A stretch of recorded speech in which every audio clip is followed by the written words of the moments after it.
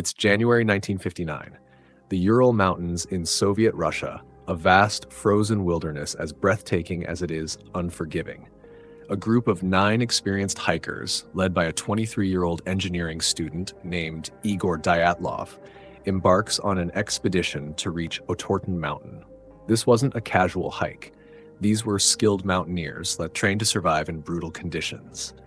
They knew the risks, they knew the mountains, but what they didn't know was that this journey would be their last, because something still unexplained to this day, was waiting for them in the snow. This story doesn't have a happy ending. In fact, it doesn't really have an ending at all. Because what happened to these hikers remains one of the most baffling mysteries of the 20th century, a puzzle that has haunted investigators, scientists, and conspiracy theorists for over 60 years. A mystery that has spawned countless theories, from the plausible to the downright bizarre. And today, we're diving headfirst into it. So let's meet the doomed expedition.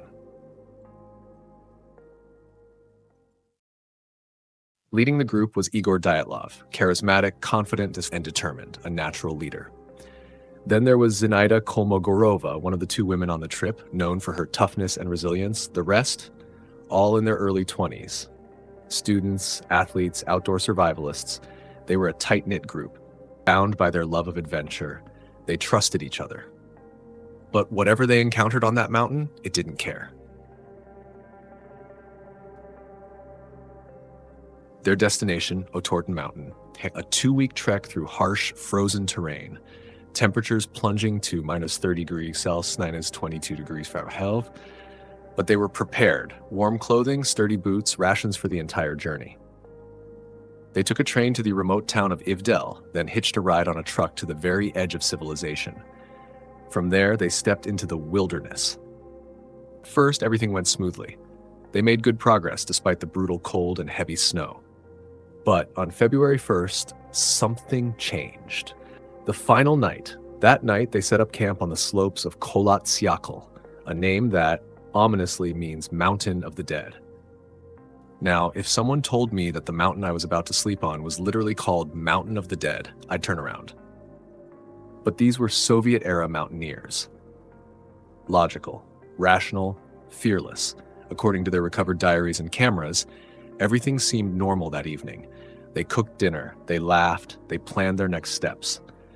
But then something happened, something so terrifying that in the dead of night, they did the unthinkable. They cut their way out of their own tent from inside and ran, barefoot, half-dressed, into a blizzard.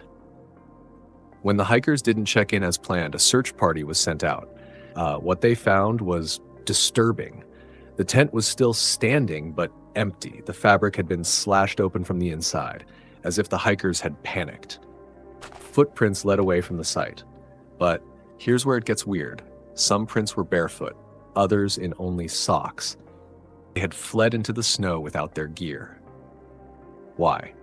What could make experienced hikers do that? The searchers followed the footprints for nearly a mile until they found the first 2 bodies. The first 2 bodies found were Yuri Doroshenko and Yuri Krivonishenko. They were discovered under a large cedar tree, about a mile from the tent. They were barefoot and wearing only their underwear. Their hands were covered in burns, as if they had tried desperately to light a fire. The branches above them were broken, suggesting they had climbed the tree, possibly trying to spot something or escape from danger. Both had died of hypothermia, but the burns and missing clothing raised a lot of questions. Not far away, they found 3 more bodies. 1, Igor Dyatlov, the group's leader. 2, Zinaida Kolmogorova. 3, Rustem Slobodin.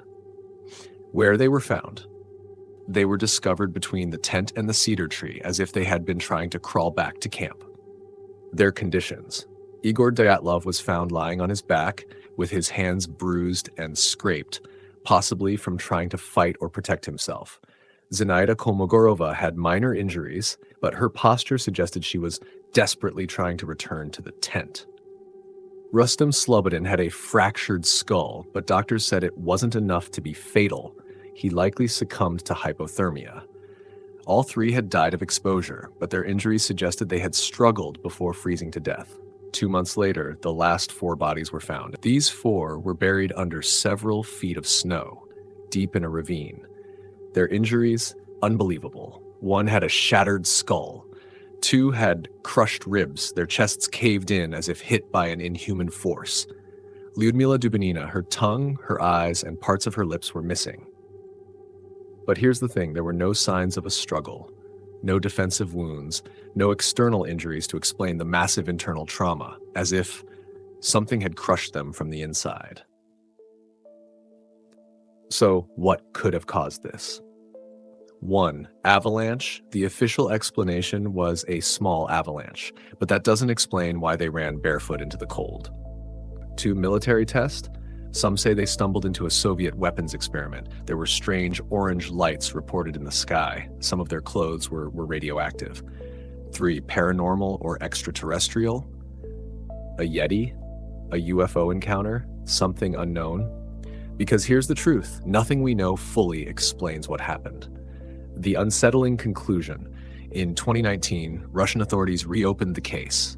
Their conclusion? A compelling natural force.